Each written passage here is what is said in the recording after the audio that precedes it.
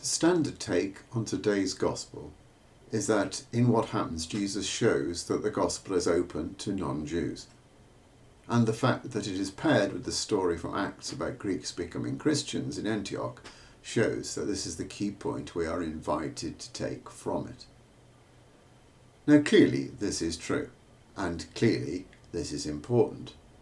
But I want to consider two other points which arise from the text. The first point is that Jesus uses a woman of dubious moral standing as his emissary to the Samaritans. We do not know how it was that she had 5 husbands, but think, that is a lot of husbands. Either she had been remarkably unlucky, or had been divorced many times, or was a serial killer. She will have had a reputation in her community, and not a good one. It must have been a brave or desperate man who was now with her, although not married to her.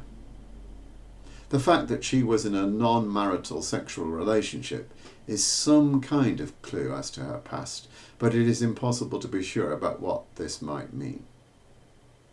In any case, she was not an upstanding, respectable housewife. The fact that she came to draw water from Jacob's well at noon rather suggests that she kept her distance from the other womenfolk, who would have typically obtained the day's water supply not long after dawn. Too often, people think that they can't have any association with God or organised religion because they are somehow impure or sordid or unworthy. Today's gospel emphatically contradicts this. The woman Jesus meets is a heretic and is sexually nonconformist. These facts do not stop Jesus from engaging with her, and they do not stop her from responding fulsomely to Jesus, and they do not stop her from witnessing powerfully to him. In effect, she is the apostle to the Samaritans, and she has a remarkably fruitful ministry.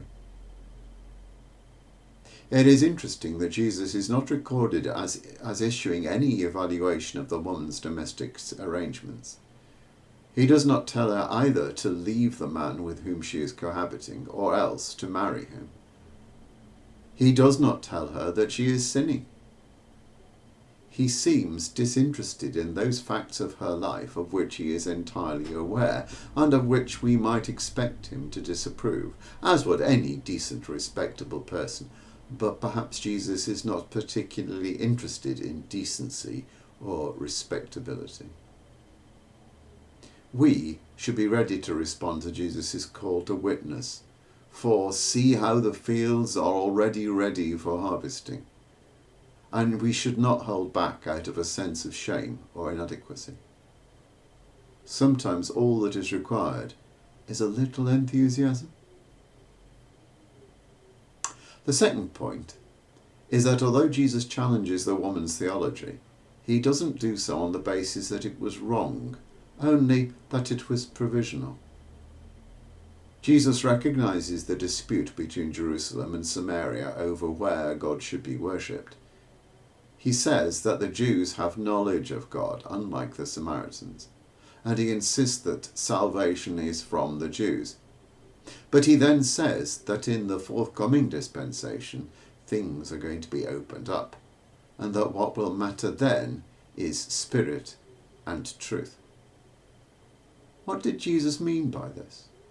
And what would the Samaritan woman have understood by those words?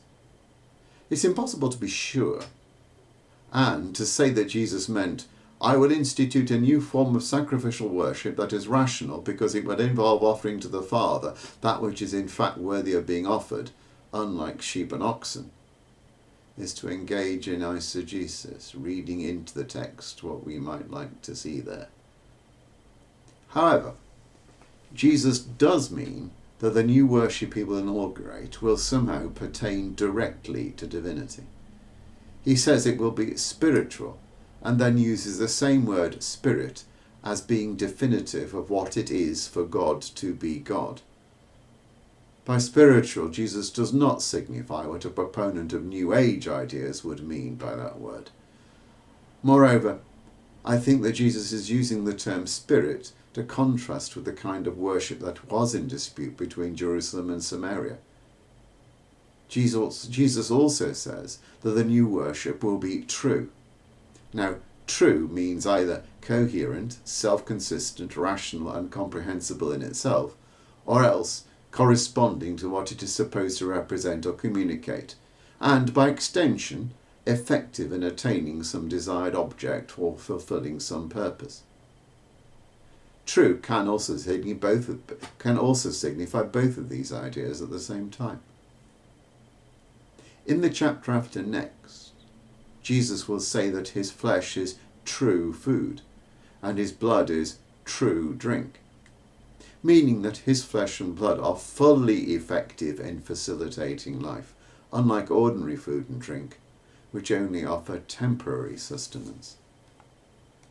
Hence, I think that Jesus meant to tell the Samaritan woman that his new liturgy was to be divine in a way that temple worship involving bloody animal sacrifices was not and could not be, and also absolutely appropriate, corresponding to what is needful and entirely effective in obtaining its proper object. This is, of course, a top-level specification of the Eucharistic sacrifice which we are about to perform, in which we offer to the Holy Trinity the divinized humanity of Jesus, betokened by his body and blood, which is indeed a perfect and rational oblation, as the Roman anaphora has it, and a rational and unbodied sacrifice which is true worship, in the words of Chrysostom's anaphora. Thanks be to God.